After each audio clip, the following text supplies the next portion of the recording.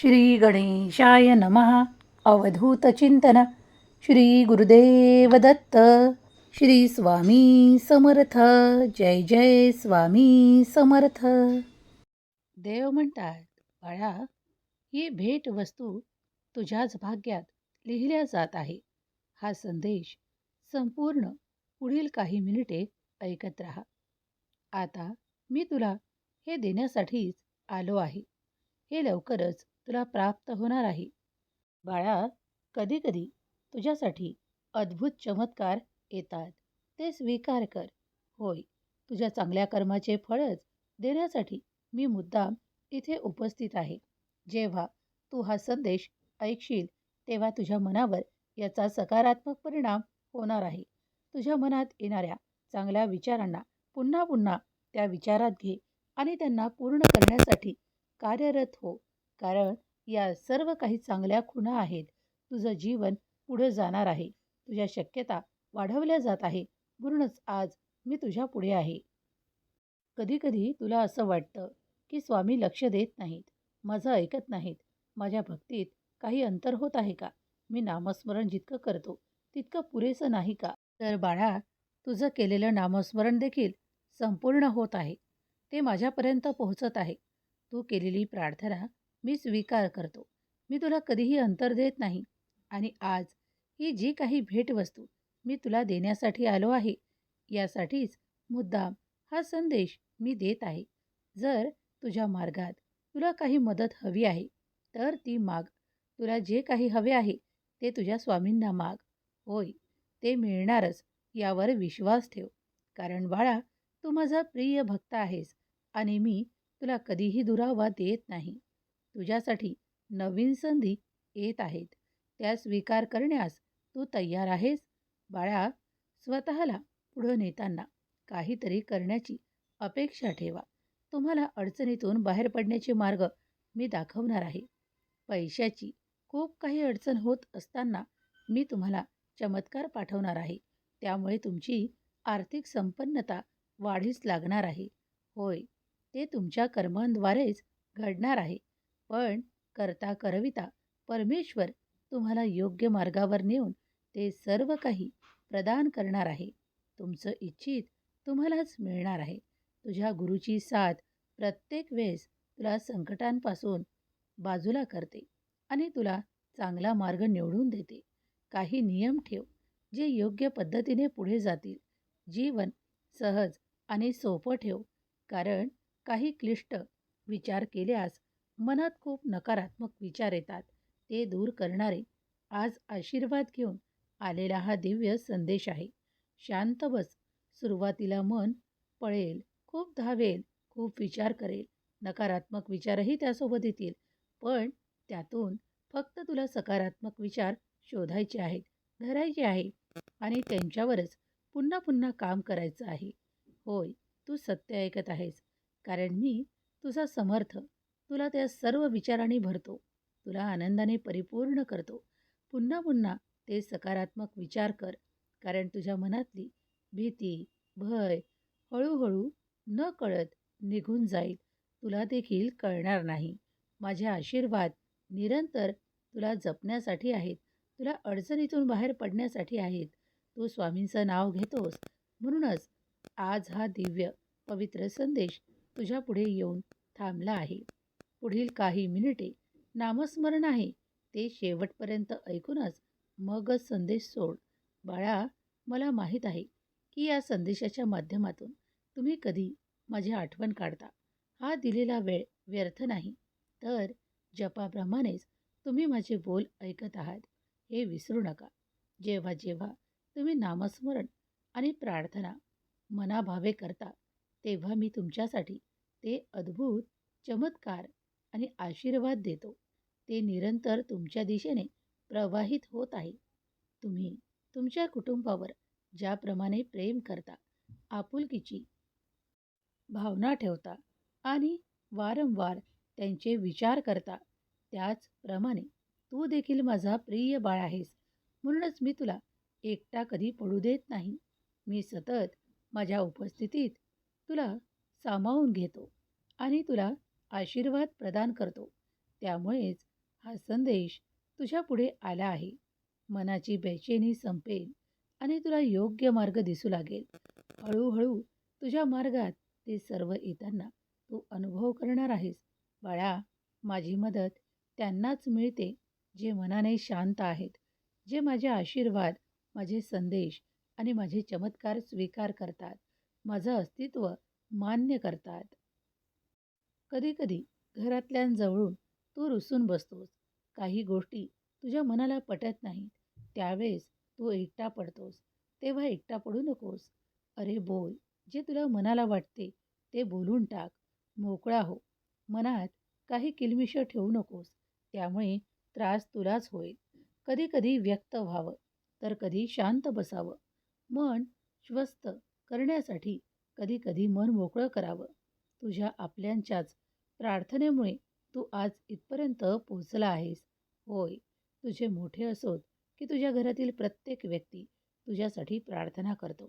तू पुढं जावा आणि तुझ्या त्या केलेल्या प्रत्येक कर्माला यश प्राप्त व्हावं यासाठी तुझे मोठे देखील प्रार्थना करतात. ती स्वीकार करतो आणि तुला आशीर्वादासह हे सर्व काही प्रदान करतो. म्हणूनच आजचा हा दिव्य पवित्र संदेश कधी-कधी तुझ्या मनात येतं, की देवा, मी इतके नाम जाप करतो, तरी माझी परिस्थिती बदलत नाही. ताबडतोब परिणाम दिसत नाही. होय बाळा, कधी-कधी बदल, परिवर्तन आणि परिस्थिती ही एक सोबत बदलत नाही, तर त्याला काही काळ लागू शकतो. प्रत्येकासाठी प्रत्येकाच्या समस्या वेगवेगळ्या आहेत आणि त्याचे उत्तर देखील वेगवेगळे आहे. जर तू आज या क्षणाला अशा काही गोष्टी मागत असशील, ज्या गोष्टी काही काळानंतरच तुला प्राप्त होणार आहेत, तर त्या आज तुला मी देऊ शकत नाही. कारण बाळा, योग्य चमत्कारांची योग्य वेळ असते. योग्य आशीर्वाद मिळण्याची एक ठराविक वेळ असते. ज्याप्रमाणे तुम्ही एखादे बी पेरल्यावर त्या झाडाची अपेक्षा जर तुम्ही आजच केली, तर त्या बीपासून सर्वप्रथम ते अंकुर येईल. मग ते थोडं मोठं होईल आणि मग त्याचं रूपांतर मोठं होत होत काही काळानंतर एका झाडामध्ये होईल, जे तुम्हाला फळं, फुलं देईल. बाळा, त्याचप्रमाणे तुमच्या आयुष्यात देखील आहे. तुम्ही आज एखादं कर्म करता, तर ते अचूक प्रमाणात पूर्ण केल्यास तुम्ही पुढील काही काळात त्याचे आनंद प्राप्त करू शकता. त्यातून तुमची आर्थिक समस्या दूर होऊ शकते. कधी-कधी एखादं काम तुम्हाला साधं वाटत असेल, पण ते तुम्ही स्वीकारल्यास आणि निरंतर केल्यास तुम्ही पाहाल की तुमची आर्थिक संपन्नता वाढीस लागली आहे. होय, कारण हे चमत्कार देव तुम्हाला देतो, पण त्यासाठी थोडा कालावधी द्यावा लागतो.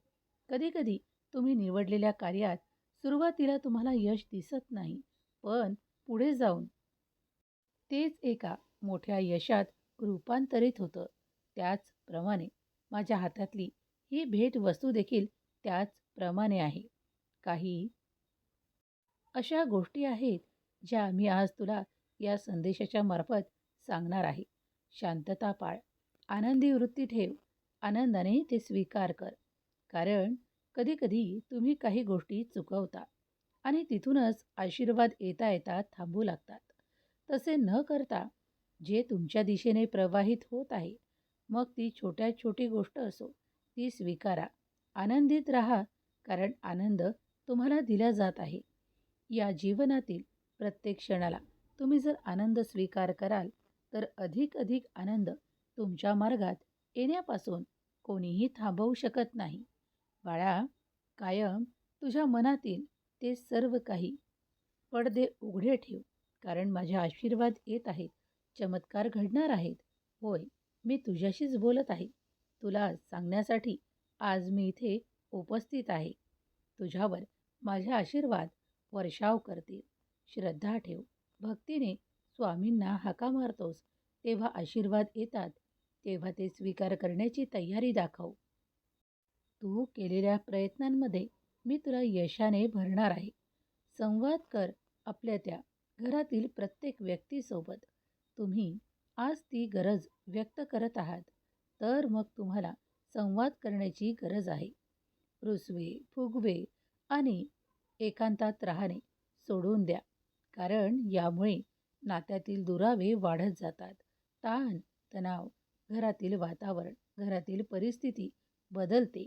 नकळत एक घरात नकारात्मक वातावरण निर्माण होतं. जर तुम्ही आनंदी आनंद प्राप्त करू इच्छिता, तर छोट्या छोट्या गोष्टीतून सुद्धा तुम्हाला तो मिळू शकतो. होय, त्याची व्याख्या करता येत नाही, कारण अगदी छोट्या गोष्टीतूनही कधी आनंद तुम्हाला प्राप्त होतो. आठवा ते क्षण, ज्या क्षणाला तुम्ही आनंदी असता. कुठली गोष्ट केल्यावर तुम्हाला आनंदाची प्राप्ती होते, कुठलं काम केल्यावर तुम्हाला आनंदाची प्राप्ती होते, तर ते करत राहा. कारण त्यातून मिळणारा आनंद हा भगवंत तुमच्या दिशेने पाठवत असतो. कधीकधी एखादी आनंदाची बातमीही तुमच्या दिशेने येते, ती स्वीकार करा. ज्याप्रमाणे आजचा हा दिव्य संदेश तुमच्यासाठी या भेटवस्तूने आनंदाने परिपूर्ण आहे, त्याचप्रमाणे कधीकधी तुमच्यासाठी काही भेटवस्तू तर कधी आनंदाची बातमी या स्वरूपात देखील तुम्हाला भेटवस्तू दिल्या जाते. कधी कुणाचं एखादं कार्य अडलेलं असेल तर स्वामी ते शक्तीने पूर्ण करतात आणि तुम्हाला त्याचा आनंद मिळू लागतो. होय, आजचा हा दिव्य पवित्र संदेश तुझ्यासाठीच आहे. तुझे दिवस बदलत आहेत, काळ पुढं जात आहे.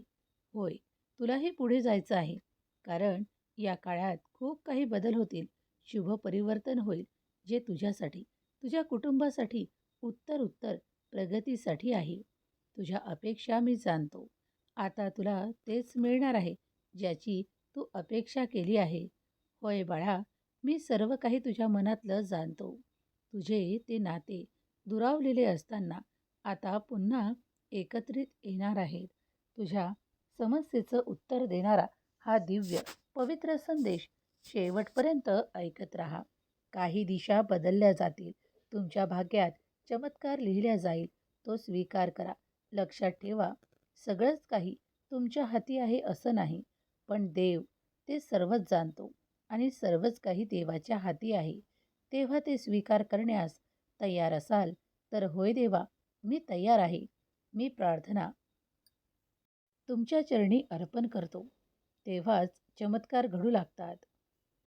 स्वामी माऊलीचा हा दिव्य पवित्र संदेश जर तुम्ही ऐकत आहात तर तुमच्यावर आनंदाचा वर्षाव होईल. ही भेटवस्तू तुम्हाला देण्यासाठी स्वामी या संदेशाच्या माध्यमातून आले आहे. स्वतःचा विचार करा, कारण कधीकधी तुम्ही स्वतःला विसरता.